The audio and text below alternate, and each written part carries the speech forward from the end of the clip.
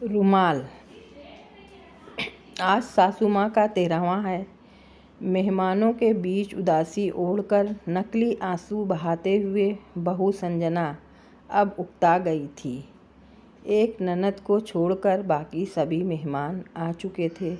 अब उसे इंतज़ार था सास की विरासत में छोड़ी हुई चीज़ें देखने का।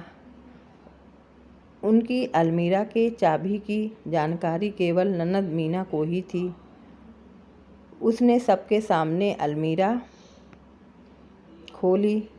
सामने ही लॉकर की चाबी और एक कागज़ का पुर्जा पड़ा था। मीना ने माँ का लिखा हुआ संदेश पढ़ा। माँ ने अपने जेवर इकलौती पोती और बेटी के नाम किए थे। कैश रुपयों पर बेटे का अधिकार था। उनके सभी नए पुराने कपड़े गरीब महिलाओं में बांट दिए जाने का जिक्र था।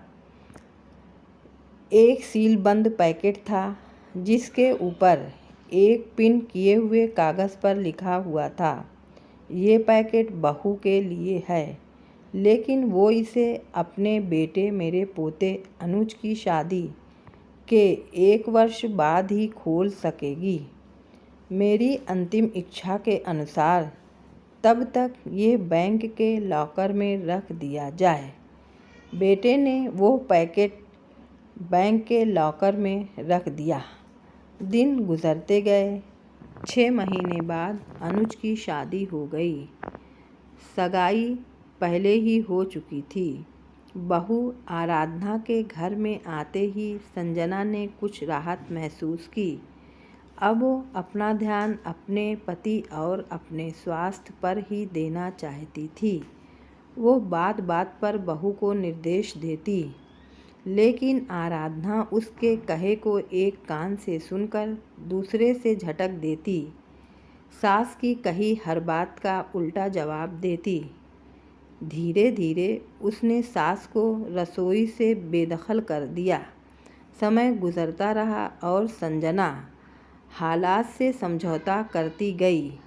अब पुराना संयुक्त परिवारों का ज़माना नहीं रहा, जब सास बहू पर हावी हुआ करती थी। आज की बहुएं सास को अच्छा होने का मौका ही नहीं देती, बल्कि ऐसा माहौल पैदा कर देती हैं जिससे उसे बुरा साबित किया जा सके और मौका मिलते ही पति को लेकर उड़ जाती हैं। गई सदी के इतिहास के वो पन्ने जब सास बहू पर हावी हुआ करती थी, आज की बहुओं ने फाड़ कर फेंक ही दिए हैं। सास कितनी भी पढ़ी लिखी और समझदार हो, लेकिन वह बहू स्वतंत्र ही रहना चाहती है और इसके लिए जाल बुनती ही रहती है और सास का नाम ही परिवार की सूची से मिटा देना चाहती है। उसने भी तो यही किया था ना अपनी सास सुमित्रा के साथ। वो पढ़ी लिखी सुलझी विचारों की महिला थी और अपनी पुरानी विचारों की सास से मिले हुए कष्टों को भूलकर संजना को हर तरह की सुविधाएं, सहयोग और प्यार देकर सास के नाम पर लगे मनहूस धब्बे को हमेशा के लिए मिटा नया इतिहास रचना चाहती थी। लेकिन संजना क्षण भर भी खुशी न दे सकी थी उसे। आज उसे सास की बहुत याद आ रही थी। तभी सामने लगे कैलेंडर पर उसकी निगाह पड़ गई। 2 दिन बाद ही बेटे बहू की शादी की पहली वर्षगांठ है।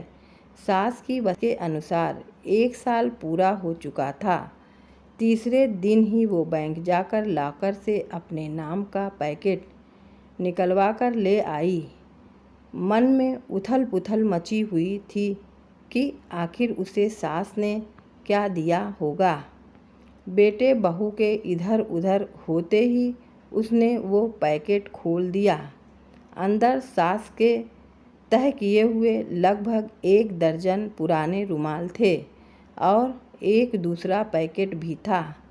देखकर अचानक उसकी आंखें एक सवाल लिए सिकुड़ गईं। साथ ही पिन किए हुए कागज़ पर लिखे शब्द पढ़ने लगी।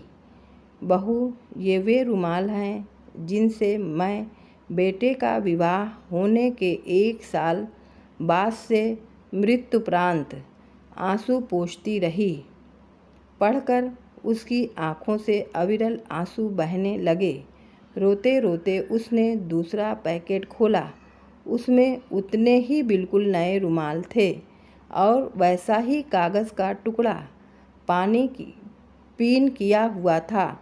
उसे कहीं से सास की आवाज़ सुनाई दी, बहू रो रही हो ना? ये रुमाल तुम्हें अपने अंतिम सांस तक आंसू पोंछने के काम आएंगे। और उसने एक रुमाल उठाकर अपने आंसू पोंछ लिए। अगर हमारी कहानी आपको अच्छी लगी तो आप चैनल को सब्सक्राइब करिए और वीडियो को लाइक करिए। धन्यवाद।